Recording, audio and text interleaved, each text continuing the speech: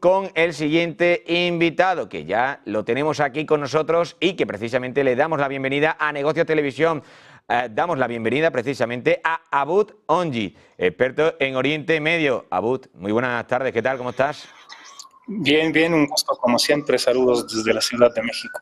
Nada, el placer es nuestro. Bueno, pues escuchábamos precisamente que salían de esa reunión de Ginebra, ministros de Exteriores de los principales países de la Unión de Europa en sí, y también escuchábamos a Kaja Kallas, la vicepresidenta del Consejo Europeo, hablar y decía que era importante seguir manteniendo conversaciones con Irán. Bueno, pues también algunos de los ministros de Exteriores decía que sería importante, es la información que de última hora que nos llega, que sería importante de que Estados Unidos también hubiera estado presente en estas conversaciones y en futuras conversaciones para hablar sobre el conflicto de Oriente Medio. Me gustaría preguntarte por eso, ¿crees que era necesaria la participación de Estados Unidos y que Donald Trump no se hubiera dado ese margen de 2 semanas como conocimos ayer? Mira, el margen de 2 semanas que dio Trump es una expresión muy ambigua desde mi punto de vista, porque hablar de que voy a tomar una decisión durante las próximas 2 semanas, eso deja una margen de mucha incertidumbre. Es decir, puede tomar la decisión mañana, puede tomar la decisión pasado mañana, la próxima semana, antes, etcétera, ¿no? Entonces, no es una definición clara de una decisión de esta magnitud. Sin embargo, se entiende la razón por la cual el comunicado vino de esta manera. Es una forma de protegerse y al mismo tiempo estar presente. No estoy, pero estoy. Es decir, no estoy en el conflicto de forma directa, pero sí estoy porque en cualquier momento yo puedo tomar la decisión durante estas próximas 2 semanas. Ahora, ¿tendría que estar en las negociaciones? Probablemente sí. Sin embargo, conociendo el perfil y la forma de gobierno de Donald Trump, no va a estar. Donald Trump no va a buscar negociar. Él está tratando de mostrar que este conflicto está entre Israel y entre Irán. Ahora, aquí hay un punto demasiado importante que creo que vale la pena abordarlo. Hay un sesgo bastante definido de abordar el tema nuclear solamente desde el lado de la bomba nuclear. Y eso a mí en lo personal me preocupa mucho. Me preocupa siendo un especialista en gestión energética, porque la energía del futuro es sí o sí la energía nuclear. Lo que está promoviendo diferentes países globalistas, la Agenda 2030, están promoviendo el tema de la energía solar, la energía limpia, etcétera, etcétera, etcétera. Eso es muy bueno, pero siendo realista, la energía del futuro es la energía nuclear. Quien tendrá las técnicas, quien tendrá las metodologías, quien tendrá las instalaciones de poder enriquecer el uranio a niveles suficientes para diferentes usos, no nada más la energía nuclear se utiliza en la bomba nuclear, se utiliza en la generación de electricidad, en aplicaciones médicas. Mientras el uranio tenga más porcentaje de enriquecimiento, es mejor, porque estaremos hablando de cantidades de energía generadas por cantidades menores de uranio, ¿no? Ese es el punto. El problema hoy en día es que Estados Unidos quiere que esta tecnología solamente esté en sus manos y en manos de sus aliados para toda la vida. Si nosotros abordamos el ejemplo de Irán, y lo platiqué ayer, el presidente Nixon, durante su gobierno en los años 70, cuando visitó a Irán, fue cuando se instaló el primer reactor nuclear en Irán y se impulsó el programa nuclear iraní desde entonces, patrocinado hasta cierto grado por los Estados Unidos de América. Entonces, ¿por qué ahora no? Porque simplemente no son aliados de Estados Unidos y ese programa es preocupante con el pretexto de la bomba nuclear. Pero si nosotros vemos el mundo en unos años más adelante, vamos a ver un cambio. Los países hoy en día que tienen esa potencia económica porque tienen fuentes de petróleo y de gas natural, no lo van a tener un día que se acabe ese recurso, y los países que se van a concentrar como el centro del mundo son los que tienen las tecnologías de enriquecer el uranio, porque tienen las fuentes de energía de todo el futuro. Entonces, yo creo que es un sesgo bastante preocupante. Yo creo que estarás de acuerdo conmigo que a lo mejor el discurso mediático se está enfocado mucho en el tema de la bomba nuclear, pero Irán no nada más está desarrollando algo hacia la bomba nuclear, que eso no hay evidencias tan claras de lo que está diciendo Trump, de que en 2 semanas podrían tener la bomba nuclear, no sabemos, no es una información pública, pero sí hay evidencias de mucho desarrollo científico que se ha hecho también en este país.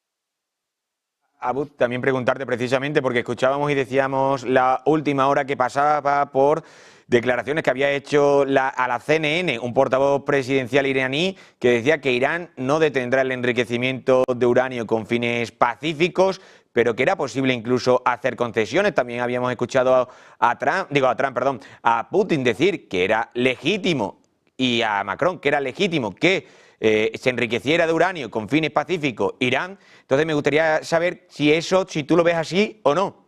Es decir, ¿es legítimo esa posibilidad, esa opción legítima por parte de Irán o no? ¿Cómo lo ves tú? Claro que es legítimo. Todo lo que tiene que ver con el desarrollo científico, el desarrollo de la humanidad, tiene que ser derecho a acceso a cualquier país y cualquier grupo de personas. Te digo, o sea, si tú revisas todo el desarrollo científico que se ha hecho en Irán en las últimas décadas, pues es impresionante. Hay investigaciones en todos los campos científicos, no nada más en el campo militar.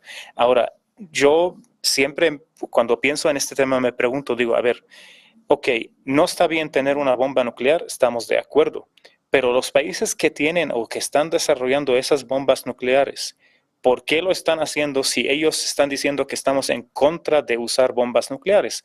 ¿Por qué inviertes tanto tiempo desarrollando algo que tú mismo dices que no lo vas a utilizar? Eso es muy confuso, muy confuso. Y al final se repite la historia. Es decir, si nosotros vemos toda la historia de Estados Unidos, todo lo que ha hecho en diferentes países e independientemente al gobierno en facto en Estados Unidos, vemos que se repite la historia en el sentido de que creamos la persona, creamos la fuerza, luego cuando esa fuerza no está a nuestro favor, la destruimos. Lo que estamos viendo hoy en Irán es muy parecido, demasiado parecido con lo que hemos vivido en el año 2003 en la guerra de Irak. Lo mismo, Saddam Hussein era el hijo de Estados Unidos, lo apoyó Estados Unidos y luego lo destruyó Estados Unidos. Y si nos preguntamos a quién favorece destruir Saddam Hussein, en primer lugar, sorprendentemente, a Irán. Saddam Hussein era el archienemigo de Irán en la zona, mucho más que Israel, y vino a Estados Unidos para liberar a Irán de Saddam Hussein. Lo mismo pasó en Cuba. Si nosotros nos preguntamos, ¿dónde se preparó Fidel Castro antes de ir y empezar su revolución? Bueno, Fidel Castro conoció al Che Guevara en México, pero antes estaba en Estados Unidos. Y no lo estoy diciendo yo, ustedes pueden buscar fotografías antiguas, van a ver Fidel Castro en Estados Unidos dando conferencias, hablando de su causa y atrás de él la bandera de Cuba y la bandera de Estados Unidos. Entonces, sorprendentemente la historia se repite. Hoy en día estamos viviendo algo histórico porque Israel está cambiando el mapa geopolítico del Medio Oriente. Todo lo que he dicho no quiere decir que Irán va a ganar la guerra. Yo veo hasta el momento que Israel tiene todos los puntos positivos, los puntos plus a favor de que ella salga la ganadora de este conflicto, debido a las estrategias militares que está utilizando y porque las estrategias militares de Irán pues no están dando resultados. El ejército de Israel no ha utilizado en ningún conflicto de forma tan fuerte el tema de la invasión terrestre. Siempre hace los ataques vía aérea porque esta es su parte fuerte. Irán es al revés. Irán tiene un ejército de mucho volumen, de mucho armamento, pero de poca tecnología en comparación con lo que estamos viendo de los ataques israelíes. Pues permíteme que tenga que dar precisamente una última hora del conflicto y tenemos que situar a la audiencia, y es que se empiezan a escuchar varias explosiones en la capital de Irán, es decir, en Teherán. Eso es precisamente la última hora que nos llega, la última información, que se empezarían a escuchar a esta hora, a las 7:36 de la tarde, precisamente explosiones, varias explosiones en la capital de Irán, Teherán. Ahí están ustedes viendo imágenes ahora mismo en directo de la ciudad. Parece normal, ahora hay normalidad, pero les vuelvo a repetir que desde la información que nos llega desde varias informaciones cercanas, desde fuentes cercanas a medios locales del país, dicen que comienzan a escucharse varias explosiones en la capital de Irán, es decir, en Teherán, que están viendo precisamente ustedes ahora mismo las imágenes de cómo está la ciudad.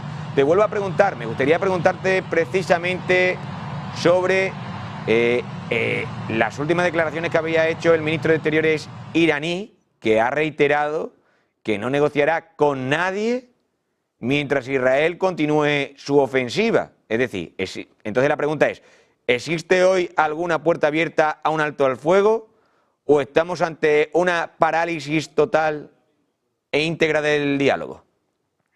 Yo no creo que haya alguna posibilidad cercana de un alto al fuego debido al contexto en el cual llegó esa guerra entre Irán e Israel. ¿Por qué no hay una posibilidad? Porque no vemos un intento de alguno de los dos lados tan claro de decir, bueno, vamos a sentarnos a negociar. Es cierto lo que dijo el ministro de Interior, porque no se puede hacer negociaciones mientras haya una ofensiva militar, ¿no? O sea, eso no se puede en cualquier país del mundo, se tiene que tener alto al fuego, sentarse a negociar y ya luego veremos. Ahora, ¿qué es lo que van a negociar? Ese es el punto y es la razón por la cual digo que no veo que eso está cerca. Lo que se va a negociar es la eliminación completa de todo lo que le incomoda a Estados Unidos, que es en primer lugar el programa nuclear iraní y el enriquecimiento del uranio. Irán no lo va a aceptar porque el régimen de Irán ha invertido mucho dinero durante las últimas décadas enfocadas en todo lo que tiene que ver con el desarrollo de la energía nuclear. Entonces, Israel, por su lado, empezó un ataque que desde el inicio se ve que no es un ataque que podría llegar a un alto al fuego. Es un ataque con decisión de eliminar, de neutralizar un régimen en la región. Ese régimen se tiene que caer o se tiene que cambiar completamente. Cambiar completamente quiere decir todas esas cabezas, todos esos actores, representantes de este régimen, se tienen que ir. Se tienen que ir, se tienen que eliminar. Probablemente queda el mismo gobierno, pero con otras personas mucho más flexibles que puedan negociar con Estados Unidos y con Israel. Entonces yo no creo que el caso va a ser como un conflicto militar que empezó y rápido se va a apagar. No creo. Yo creo que va a tener resultados rápidos, pero no va a llegar a una negociación a menos de que rinda alguno de los dos partes, y sabemos que quien va a rendir en este caso, en este escenario, si se da, va a ser Irán. Preguntarte, oyendo a otros analistas, escuchando a gente por otras vías, me gustaría saber, porque hay gente que incluso habla de que esta batalla, esta contienda que se está librando en Oriente Medio entre Israel e Irán, precisamente tiene como actores principales Israel e Irán, que se están batiendo en duelo en esos ataques, pero que los actores secundarios, en este caso Estados Unidos, Rusia, China, Turquía, etcétera, etcétera, serían quien les está interesando más este conflicto porque saben que pueden sacar provecho, según lo que dicen, pueden sacar provecho y enriquecerse y abastecerse de los recursos que hay precisamente en esa tierra y repartirse los territorios. Entonces, no sé si esta idea es tan descabellada o es cercana a la realidad. Está muy cerca de la realidad y los datos lo dicen. Irán es el tercer productor de petróleo en el mundo. La tercera reserva más grande del mundo de petróleo es Irán. Después en primer lugar es Venezuela y en segundo lugar es Arabia Saudita y viene Irán. También está entre las primeras reservas más grandes de gas natural. Ahora, hay una importancia enorme ahí, aparte de estos datos que mencioné, es el tema del estrecho de Hormuz. Ahí pasa diario, fíjate este dato, diario pasa ahí 17 millones de barriles de petróleo diario. Solamente hablando de petróleo, no estamos hablando todavía de gas natural. Eso representa el 20% del petróleo mundial y el 25% del gas natural en el mundo pasa justo bajo la mirada de Irán, bajo el control casi de Irán y de quien gobierna esas tierras, ¿no? Entonces, aquí hay muchísimos recursos naturales, hay muchísimos recursos energéticos que yo siempre he insistido en ver todos esos conflictos que tienen una faceta energética, sí o sí. Incluso lo que está pasando entre Rusia y Ucrania tiene esa parte también de energía que a lo mejor muchas veces durante la discusión en análisis geopolítico pues se deja a un lado, pero es una parte esencial. Ahora, los actores secundarios tienen mucho más interés que los principales. Estados Unidos tiene mucho más interés, China tiene mucho más interés, Rusia también, los países del Golfo Pérsico también. Sin embargo, si nos preguntamos qué es lo que ha sucedido, entonces, si desde siempre había este interés, bueno, lo que ha sucedido es que Trump pudo negociar con todos esos actores para que se dé lo que estamos viviendo hoy en día. Pudo negociar con China, presionando a China porque tiene en la mano el tema de India-Pakistán, tiene en la mano el tema de Taiwán y tiene en la mano muchos aranceles económicos que podrían afectar a China, a pesar de que muchos quieren decir, bueno, es que es un loco que está poniendo aranceles. Pues sí, pero al final de cuentas sí podría afectar, y viendo el punto de vista desde el punto de vista de negocio, pues China va a decir, bueno, pues ¿para qué me meto con el tema de Irán si este loco me puede traer una guerra al lado entre India y Pakistán o me puede generar mucho dolor de cabeza en Taiwán? Y también supo negociar muy bien con Rusia con el tema de Ucrania. O sea, realmente Trump pudo hacer ese equilibrio entre estos aliados que han sido aliados muy fuertes de Irán, pero hasta el momento vemos que solamente se limitan a dar declaraciones y al mismo tiempo unos actores muy importantes son los países del Golfo Pérsico, Arabia Saudita, Emiratos Árabes, Kuwait, que probablemente no tienen tanta importancia militar, entre paréntesis, porque Arabia Saudita sí tiene un ejército fuerte, pero al mismo tiempo les interesaría mucho más sacrificar a Irán para ganar que Estados Unidos les ayude con los hutíes que tienen ahí en el sur, que también le están dando mucho dolor de cabeza. Cuando nosotros vemos esta ecuación como un conjunto y entendemos cómo se han acomodado estos factores, bueno, podemos entender por qué se está dando lo que estamos viviendo hoy en día.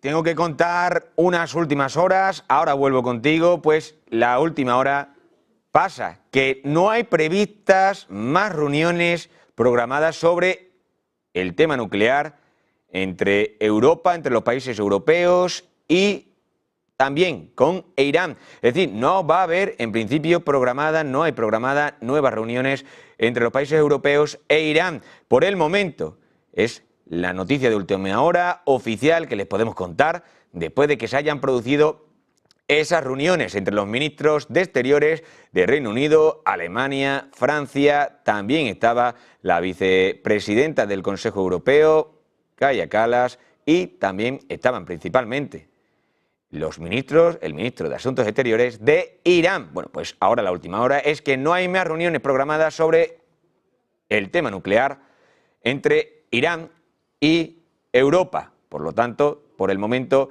se desconocen. Por otra parte, les tengo que decir, eso sí, que Irán, el portavoz presidencial de iraní, Majid Farahani, ha dicho este viernes que las negociaciones con Estados Unidos sobre el acuerdo nuclear podrían continuar fácilmente, eso sí, si Estados Unidos, si Washington, insta a Israel a detener los ataques. El presidente estadounidense Donald Trump podría detener fácilmente la guerra con una sola llamada telefónica a los israelíes, pero no sé por qué no lo hizo. Creemos en la diplomacia y si Donald Trump ordena a Netanyahu que detenga los ataques, la diplomacia se puede restablecer fácilmente, ha declarado el portavoz presidencial de Irán al medio CNN. Por lo tanto, el portavoz presidencial de Irán, que habría dicho que si Estados Unidos detiene la guerra, las conversaciones nucleares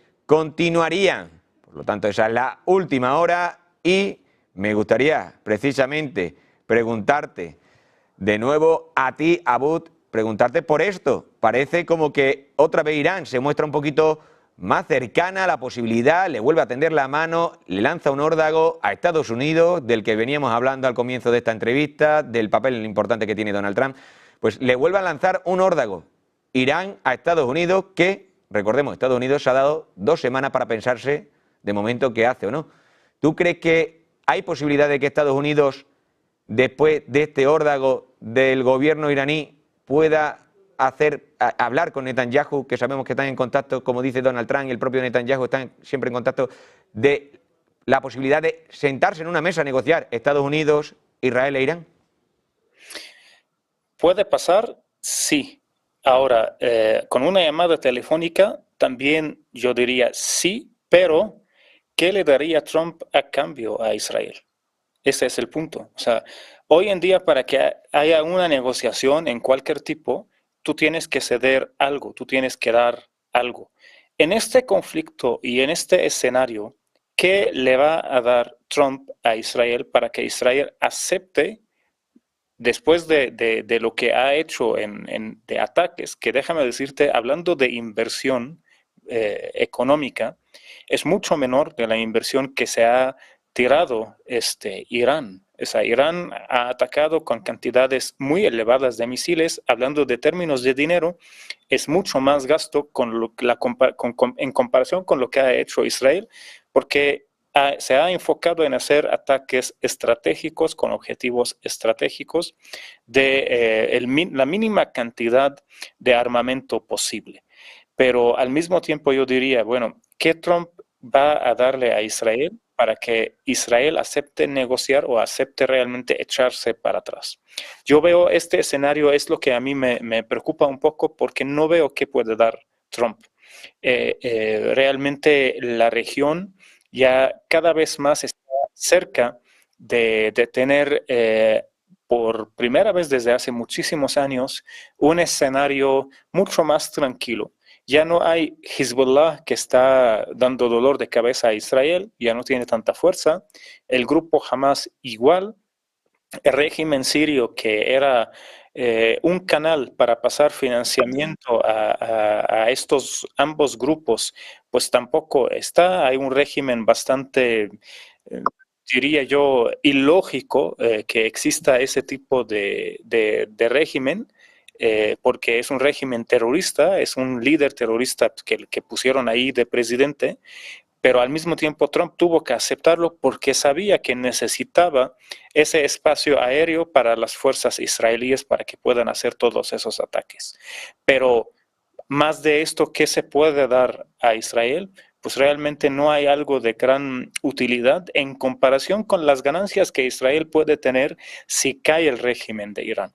Entonces, a lo mejor vamos a acordarnos de esta plática más adelante, pero si se da algún tipo de negociación, va a ser breve y vamos a volver a vivir lo que estamos viviendo de nuevo, porque las cosas se van a tranquilizar solamente si y solamente si cae el régimen iraní o cambia por completo toda la cara, toda la estrategia, toda la política exterior de Irán. Me gustaría también precisamente preguntarte, habías citado el tema de Hezbollah. Bueno, pues por segundo día consecutivo, Hezbollah ha sido advertido por Israel con el mensaje de paciencia agotada, es decir, se le acaba la paciencia a Israel con Hezbollah. ¿Crees precisamente que existe hoy un riesgo serio de un conflicto simultáneo Líbano-Siria, además del frente Irán-Israel o no? No, no así de manera total. O sea, no creo que no creo que Israel ataque al Líbano porque no le interesa. Líbano realmente es un país que tiene un gobierno, podría decir, simbólico, un gobierno que no tiene ejército, un gobierno que si le quitamos Hezbollah, pues ya no hay resistencia. Pero al mismo tiempo, ¿para qué Israel va a abrir nueva frente ahorita si tiene tantas frentes militares que le están provocando tanto gasto militar también y tanto desgaste energético? Hoy no creo. A lo mejor del lado sur de Siria, con el tema de los drusos que están por ahí, podría haber algún tipo de movimiento porque tiene un cierto tipo de apoyo y tiene cierto tipo de rechazo del pueblo que vive en el sur de Siria al gobierno nuevo de Siria. ¿Por qué? Porque pertenecen a otro tipo de ideología y la ideología del nuevo presidente pues es extremista y realmente él quiere aplicar un Estado islámico progresista, él quiere verse como un terrorista progresista, así, de esta manera. Los países occidentales le están dando chance porque lo están utilizando, o sea, yo no lo veo de otra manera. Lo están utilizando, le están diciendo, bueno, quédate ahorita, siéntete feliz, ya te va a tocar más adelante, pero ahorita déjanos terminar con el tema de Irán. Justo por eso, si nosotros regresamos un poco en el tiempo, la caída del régimen sirio, la caída misteriosa, diría yo, del régimen sirio, ahora sí se explica bien, porque muchos dicen, es que la revolución, es que los rebeldes llegaron a la capital. Eso no es cierto. El régimen sirio estaba bastante bien parado y de repente de la nada se va. ¿Por qué? Porque tuvo una llamada, tuvo una luz verde de parte de quién crees, de parte de Rusia. Por eso digo, todo se negoció, todo se pactó entre Donald Trump. Desde que llegó al poder empezó a ejercer un plan para llegar a este punto y desde antes. ¿Por qué muere en un accidente igual, diría yo, misterioso el expresidente de Irán? ¿Quién era ese expresidente Ibrahim Raisi y qué importancia tenía? Bueno, su importancia es simplemente que era el heredero natural de Ayatollah al-Khamenei, es decir, el heredero natural del líder supremo de la revolución islámica. Era un hombre fuerte, con un giro religioso y al mismo tiempo tenía una base bastante sólida de muchos fanáticos de él. Entonces, cuando muere en un accidente bastante raro, un accidente que nadie cree que es un accidente, desde ahí se empieza a ver un cambio bastante claro dentro de Irán. Y argumentando más, si nosotros analizamos antes y después de Ibrahim Raisi, hay algo que llama la atención. Antes, cuando existía Ibrahim Raisi, él daba todo no veíamos tanto al líder supremo. El líder supremo se enfocaba en dar sus pláticas para mantener la revolución islámica con su enfoque islámico, con su enfoque religioso, pero nunca hemos visto al líder supremo dando esos discursos políticos o saliendo con armas, ¿no? Acordamos que hace poco salió a dar un discurso con un tipo de arma en la mano. Entonces, ¿por qué? ¿Por qué ponen un presidente en el lugar de Ibrahim Raisi tan tibio que no hace nada, que cuando la semana pasada dio un discurso, pues desde mi punto de vista era horrible el discurso, porque literal, pues le pusieron teleprompter al lado y se veía muy mal leyendo así, viendo a la esquina, un mensaje, hablando de comunicación política, un mensaje bastante frágil. ¿Por qué se dividió el poder dentro de Irán o por qué se dividió el discurso? Cada quien está manteniendo un discurso diferente. Eso desde el inicio se veía que era como un tipo de señal de un cambio interno dentro de Irán, un cambio que llevaba a resultados como lo que estamos viviendo hoy en día. También el atentado y matar al líder del grupo Hamas, Ismail Haniyeh, que sucedió en la capital de Irán, que también, o sea, ¿quién dice? Pues, ¿qué información tiene Israel tan precisa que puede atacar la recámara donde estaba este señor?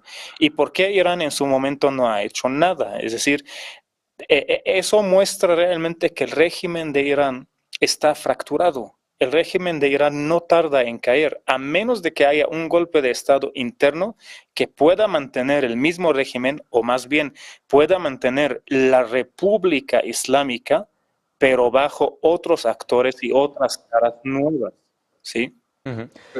Pues Aboud, le tengo que despedir porque se nos echa el tiempo encima. Le agradezco de nuevo su participación en Negocios Televisión, como siempre, y espero que tengas una buena tarde. Encantado, gracias. Gracias a ti.